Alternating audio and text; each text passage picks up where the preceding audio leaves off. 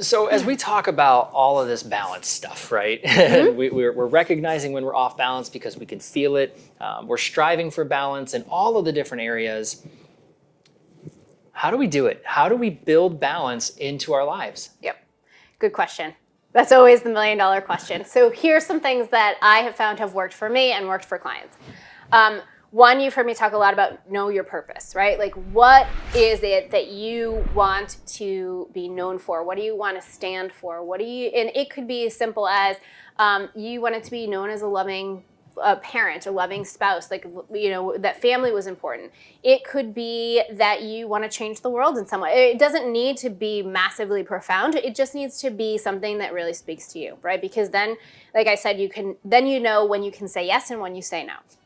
Then in knowing what fulfills you, right? We just talked about that a few minutes ago is what are the things that you need to fill you back up? So figuring out what those hobbies are, what those break points are, what the things are that you can do to regain your sense of energy and happiness. That is kind of the second thing that I talk about a lot. And having structure and process. And people cringe a lot of times when I say that. Like, I just like to kind of wing it, right? And I'm with you on that. I do that for a lot. But structure and process is what gives you freedom. When you can stop making so many decisions in the course of a day, right? It allows you to have more space to create, to be free. And this happens both in your job, but it also can happen at home too. I had a client who was just done with the question every night from her kids of, what are we having for dinner, right? So she ended up creating 2-week kind of rolling meal plan so that she could have all the ingredients on hand and her kids could start to help her prep so that, you never had to answer that question again. And so it was little pieces of structure at home that helped stop that constant, thought, oh God, what are we going to have for dinner? And what do I need to get? What do we have in the house, right? All of those things. But it works in your business like that too. When you start to create process, right, you don't have to make so many decisions. You start to be able to just pick up and go and do things really quickly, right? It saves a lot of time, but it also allows other people to help you. Yeah. As we start to build our business and you think, man, I haven't been able to take any time to take a vacation. Those processes help other people be able to come in and support you. And I also look at that when I schedule my time. And so I'm a big fan of block scheduling, which means that I chunk out portions of my day, pretty much all day, both home and work time, so that I know what I want to get done in those given moments. And I'm really protective of those times. So my kids, I said, are 3 and 5. So the older one is in kindergarten, the little one is in preschool, and she's in a daycare preschool all day. When they're at school, that is my work time. Like, I don't do anything else other than get the things done that I need for my clients and for my business. Mm-hmm. And when I leave to go pick them up, then that becomes mom time. Right? And it's like a shifting of gears as I get in the car to go get them. But I don't take client calls at night. I very rarely do night events, and I don't do things on the weekends because that's their time, right? And so for me, having that separation allows me to turn on one mode and turn off the other, right? And vice versa when it's their time. But then you also have to be adaptable, right? Things are going to change. This is not like a static thing. This is a cycle and it's a process, and you work on this every day. What happens when you get that call from school that says, hey, your kid is sick. You got to come pick them up. Right.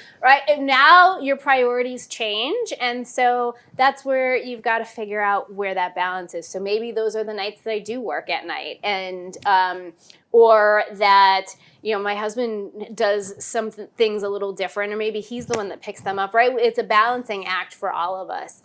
And the last thing I always encourage people to do is know when to ask for help, right? Know what you are good at, know what you're not good at, know where your areas of awesome are, the things that you do that no one else can do, or that you get the most joy and are the best at doing.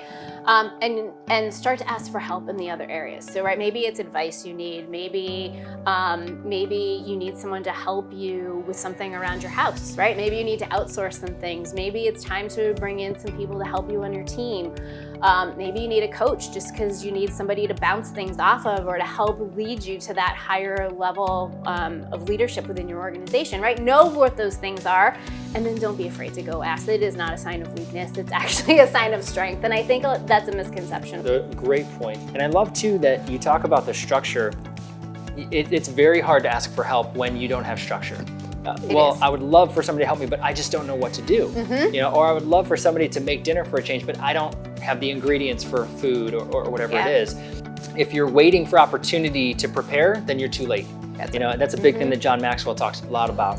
And so if we're prepared, I love the idea of the 2-week rolling menu. If you're prepared in advance, it's very easy to say, daughter, son, go start boiling the noodles for pasta. That's what's on the schedule tonight. And so those things, it does make home feel a little bit corporate, but at the end, you're actually so much more free to do the things that aren't structured. It gives you things so much that are freedom. fun and you can be more spontaneous in other ways. Yeah, exactly. And one of the things that my business partner says all the time is that in a world of absolutes, it leaves no room for common sense. And I love how you talked about when you don't allow for change. Your kid is sick at school. I'm sorry, I'm not picking him up. This is my work time. That's not something that you can do. But even in work, in home, anytime that we're so structured to the point that we don't allow things to change, you end up missing out on some great things. And so I love that you brought that up. And overall, I think that just a lot of really good information for you. I know I'm going to take some of this home as well and start applying it, especially like the 2-week meal planning and asking my wife about my feelings and things, I think all of these things are very helpful for me. Hopefully you found them helpful as well. Stacie, I want to thank you so much for joining me today. If you want to learn more about Stacie and her business, I would encourage you to visit her website. It is empoweredleadershipcoach.com. Again, that's empoweredleadershipcoach.com. It'll be down in the show notes as well. And you can reach out and schedule a call with Stacie, and she'd love to talk with you. If you have any comments or questions, feel free to comment in the video. Reach out. We would both love to talk with you and talk with you about what you're struggling with, and maybe there's some experience that we have that we can share with you. Absolutely. Well, thanks so much for watching. We hope you're having a great day. And Stacie, thank you so much for being here. Thanks for having me.